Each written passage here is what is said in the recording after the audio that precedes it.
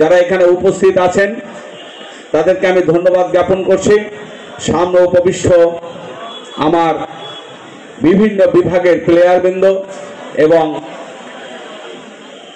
অন্যান্য ছাত্র শিক্ষক কর্মচারীবৃন্দ সবাইকে, এখানে উপস্থিত আছেন বিএনসিসির এবং রোভারের সদস্যবৃন্দ যারা সার্বক্ষণিকভাবে আমার কলেজের বিভিন্ন প্রোগ্রামে শৃঙ্খলা রক্ষার দায়িত্ব অত্যন্ত নিষ্ঠার সাথে পালন করে থাকেন, সেই ছাত্রবৃন্দ সবাইকে আমি আমার ব্যক্তিগত তরফ থেকে সরকারের রাজেন্দ্র কলেজের ছাত্র শিক্ষক কর্মচারীদের পক্ষ থেকে শুভেচ্ছা, অভিনন্দন এবং কৃতজ্ঞতা প্রকাশ করছি।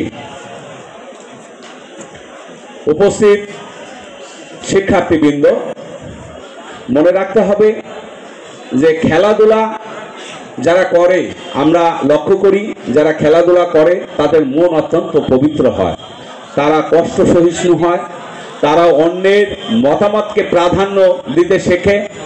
এইভাবে আমাদের যে শিক্ষা সম্পর্কীয় কারিকুলাম রয়েছে, এই কারিকুলামের পাশাপাশি পূর্ণতা প্রদান আমি চেষ্টা করেছি, তোমরা লক্ষ্য করেছো বিভিন্নভাবে যে তোমাদের সেইভাবে গড়ে তোলার আমি আপ্রাণ চেষ্টা করেছি। আমি আগেই বলেছি যে আমার এই যে কর্মকাণ্ড, আগামী দিনে যে অধ্যক্ষ আসবেন তাদেরও তারা সেইভাবে সহযোগিতা করে এই কলেজকে এক অনন্য উচ্চতায় নিয়ে যাবেন। আমি খুব অল্প সময়ে অধ্যক্ষের দায়িত্ব পালন করতে পারলাম। একটি প্রতিষ্ঠানকে বদলে দিতে অন্তত 5 বছর সময়ের প্রয়োজন হয়, কিন্তু আমার সময়কাল ছিল মাত্র 2 বছর 4-5 মাস, এখনো তার 1-2 মাস বাকি আছে। তা যাই হোক, আমার উদ্দেশ্য ছিল যে কথা এখানে আমার সেনহাসপদ উপস্থাপক উত্থাপন করেছেন, যে আমার উদ্দেশ্য ছিল এই প্রতিষ্ঠানকে একটু বদলে দেওয়া মানে উন্নয়নের দিকে ধাবিত করার। উন্নয়ন অবশ্যই চলছিল, কিন্তু সেটার গতিকে ত্বরান্বিত করার আমার একান্ত ইচ্ছা ছিল।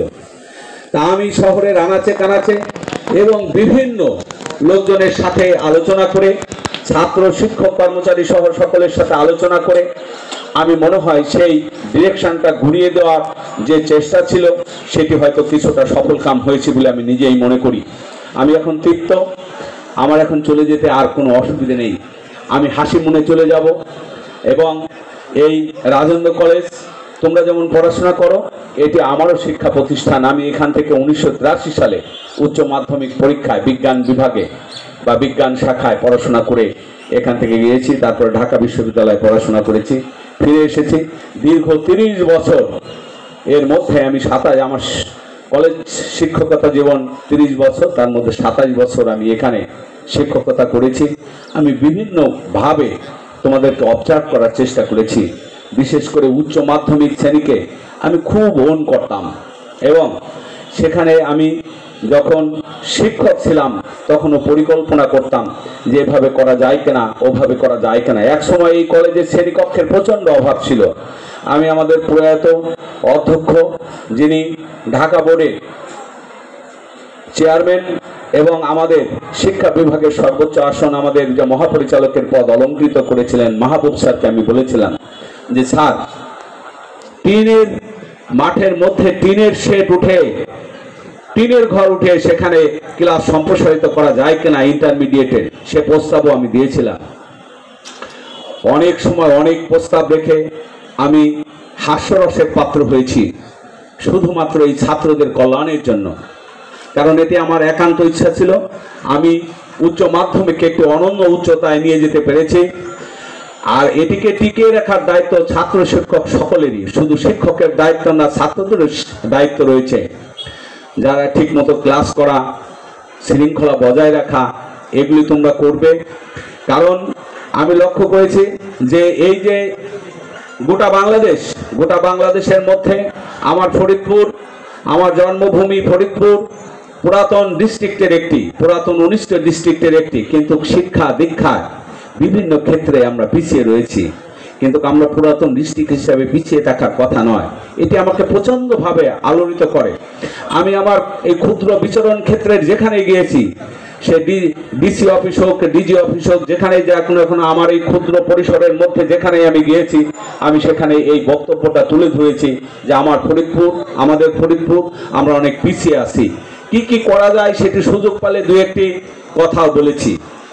কিন্তু মনে রাখতে হবে, এই যে ছাত্রলীগের নেতৃবৃন্দ যেভাবে করে সহযোগিতা করলো, কারণ রাজেন্দ্র কলেজ হচ্ছে এই অঞ্চলের পায়োনিয়ার কলেজ, এই কলেজকে অনুকরণ করে আজকে সারদা সুন্দরী নানান রকম যে সংস্কার কাজ বর্তমান অধ্যক্ষ শুরু করেছেন, তাকে আমি সাধুবাদ জানাচ্ছি। এবং অন্যান্য প্রতিষ্ঠানগুলি এই প্রতিষ্ঠানকে লক্ষ্য করে অগ্রসর হবে, সেটি স্বাভাবিক। সেটিও আমি চেষ্টা করেছি যে পায়োনিয়ার কলেজ হিসাবে কিভাবে তোমাদেরকে লালন পালন করলে, কিভাবে ম্যানেজ করলে অন্য প্রতিষ্ঠানগুলো উদ্বুদ্ধ হতে পারে।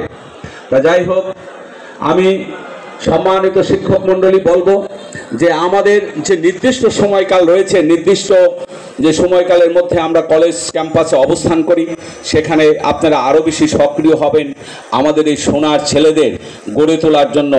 শুধু পড়াশোনায় নয়, আপনাদের চলন বলন এবং আপনাদের কর্মকাণ্ডের ভিতর দিয়ে ওরা অনেক কিছু শিখবে, ওরা জীবনে কর্মস্পৃহা পাবে, সেটি স্বাভাবিক। আমি আপনাদের কাছে সেটি আরও গভীরভাবে প্রত্যাশা করি।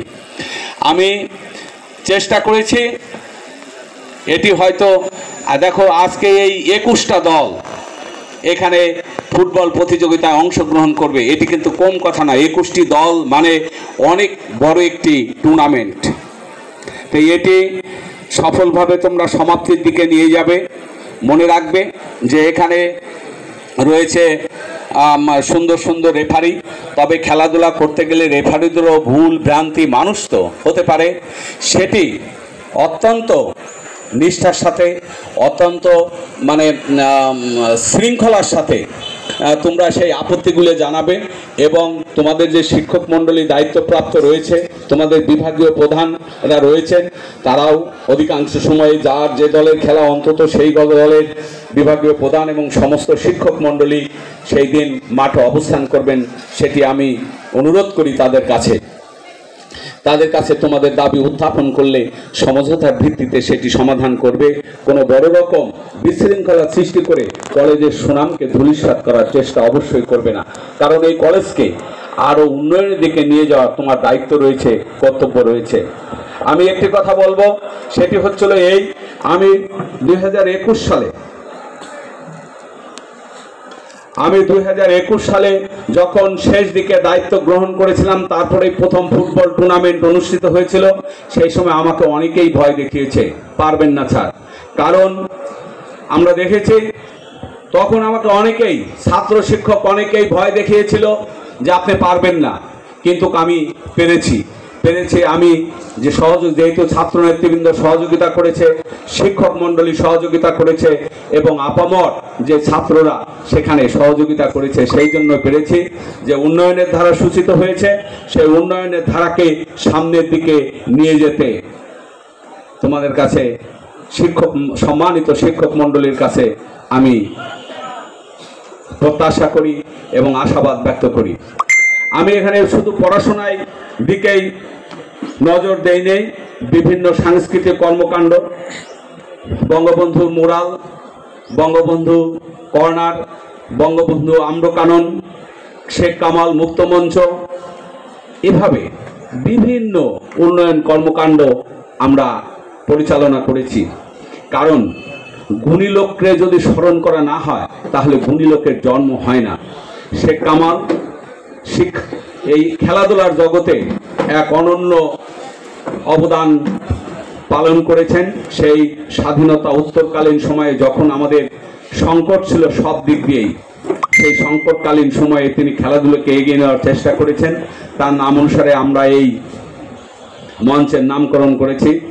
এবং এখানে আমাদের সান্ত্বনা, আমার কাছে ভালো লাগার বিষয় যে এই মঞ্চ প্রতিষ্ঠা করার পরই আমাদের মাননীয় প্রধানমন্ত্রী প্রথম কোনো অতিথি হিসাবে এই মঞ্চে বক্তব্য দিয়েছেন, সেটিও আমাদের জন্য পরম পাওয়া। কারণ আমি বিশ্বাস করি যে আর যেমনই হোক না কেন, প্রধানমন্ত্রী শেখ হাসিনা দেশকে ভালোবাসেন, দেশকে এগিয়ে নেওয়ার চেষ্টা করেন। কতটুকু সফলকাম হয়েছে, কতটুকু বিফলতা রয়েছে, সেটি বিভিন্ন ছাত্র, শিক্ষক, কর্মচারী তথা আপামর জনসাধারণ বিচার করবে। কিন্তু আমি দৃঢ়ভাবে বিশ্বাস করি তার মধ্যে যে সত্তা রয়েছে সে সত্তাটি বাঙালি জাতিকে ঊর্ধ্বে তুলে ধরার সত্তা তার পিতার মতোই। আমি শ্রদ্ধাভরে স্মরণ করছি সর্বকালের সর্বশ্রেষ্ঠ বাঙালি জাতির পিতা বঙ্গবন্ধু শেখ মুজিবুর রহমান এবং তার পরিবারের সদস্যবৃন্দ সহ মুক্তিযুদ্ধে যারা শহীদ হয়েছিলেন সেই বীর মুক্তিযোদ্ধাদের। তা আমি বক্তব্য বাড়াবো না, আরেকটি কথা বলেই শেষ করব। এখানে সর্বশেষ আমার যে কাজটি করেছি সেটি হচ্ছিল বাবু অম্বিকাচরণ মজুমদারের মোরাল, সেটি আমি করে দিয়েছি। ভালো হয়েছে কি মন্দ হয়েছে সেটি তোমরা বিচার করবে, শহরের জনগণ বিচার করবে, বিচার করবে আমার শিক্ষক মণ্ডলী, বিচার করবে আমার কর্মচারীবৃন্দ। কারণ এই অম্বিকাচরণ মজুমদার আধুনিক ফরিদপুরে অনেক কিছুই তিনি করেছেন। তিনি ফরিদপুর পৌরসভার 20 বছরের কর্ণধার ছিলেন ফরিদপুর পৌরসভার। তিনি ফরিদপুর শহরে এই যে পানি সাপ্লাই সিস্টেম প্রথম চালু করেছিলেন অম্বিকাচরণ মজুমদার। অম্বিকাচরণের নামে তোমরা জানো যে অম্বিকাচরণ মানে অম্বিকাপুর রেল স্টেশন রয়েছে, একটি ইউনিয়ন পরিষদ রয়েছে, অম্বিকা ভবন রয়েছে, আমাদের মহিলা হোস্টেলের মধ্যে তার বাড়িটি রয়েছে। সেখানে অম্বিকা, অনেকেই তোমরা জানো না, অম্বিকা ভবন নামে শেখ হাসিনা ছাত্রী নিবাসের অধীনে অম্বিকা ভবন নামে একটি ভবন রয়েছে, এটি তার নিজের বাড়ি ছিল। এই অম্বিকাচরণ মজুমদার রাজেন্দ্র কলেজ এস্টাবলিশ করার পর মাত্র 4 বছর এই ধরাধামে ছিলেন। তার শেষ জীবনের কীর্তি হলো এই রাজেন্দ্র কলেজ। এবং এই রাজেন্দ্র কলেজ প্রতিষ্ঠা করতে যেয়ে তিনি যে অক্লান্ত পরিশ্রম এবং যে উদ্দীপনা নিয়ে এটা এস্টাবলিশ করেছেন সেটি তোমাদের ছাত্র হিসেবে তোমাদের জানার জন্য আমি আহ্বান জানাই। আমি সেই মুরাল স্থাপন করেছি 100 তার মৃত্যুর 105-7 বছর পরে। তাই এটি আমার মনে হয় একটি আমার দৃষ্টিতে একটি অনন্য কাজ হয়েছে। কারণ যে কলেজের নামে, যে কলেজে আমরা পড়াশোনা করি, যে কলেজ মাত্র 29 জন ছাত্র নিয়ে 1918 সালে যাত্রা শুরু করেছিল, সেটি আজ এক মহিরুহে পরিণত হয়েছে। এখন ছাত্র সংখ্যা প্রায় 30,000-এর মতো। তাহলে সেই প্রতিষ্ঠান, সেই মহাপ্রাণ ব্যক্তির শান্তি কামনা করছি। আর আমি শেষ করছি তোমাদের সবার সহযোগিতা কামনা করে।